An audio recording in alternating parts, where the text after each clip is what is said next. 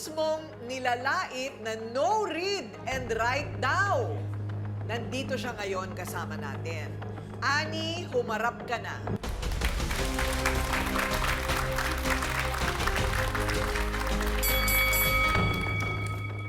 Okay, Ani. Kumusta ka? Mabuti po. Mabuti ka naman. Mabuti naman. Okay. Ano ang mga sinasabi sa'yo ni Tinay? Nilalait po ako, di ako marunong magbasa, magsulat. Okay. May anak po ako isa.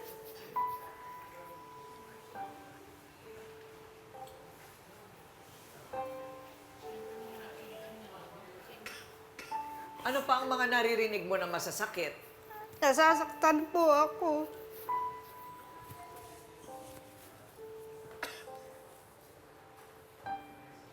So pagka nasasabihan ka ng ganon, ano na lang ang ginagawa mo?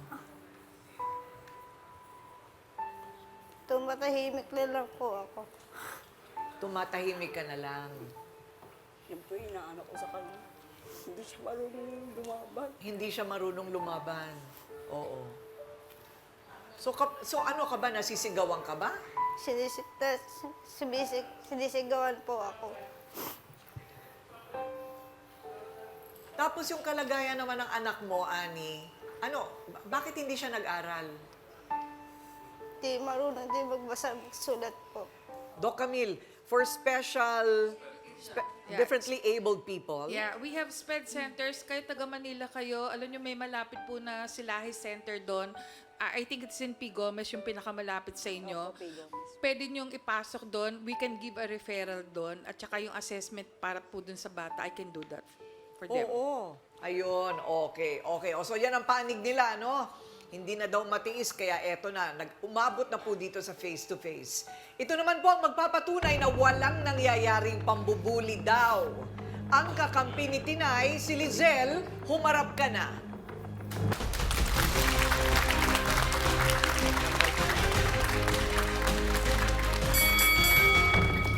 Sabi mo wala pong pambubuli na nagaganap. Paano niyo po ito na-conclude o naisip? Eh, kasi po, tuwing gagawa po sila, magkakaharap po sila.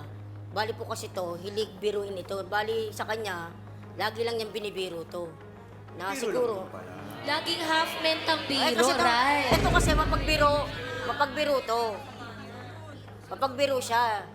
Sila naghaharutan sila pag gumagawa kami.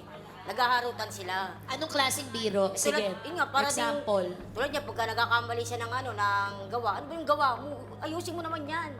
Yan. Akala ni Tinay pabiro. Tanungin natin si Ani. Ani, anong pakiramdam mo pag ginaganong ka ni Tinay? Nasasaktan po ako. Oh.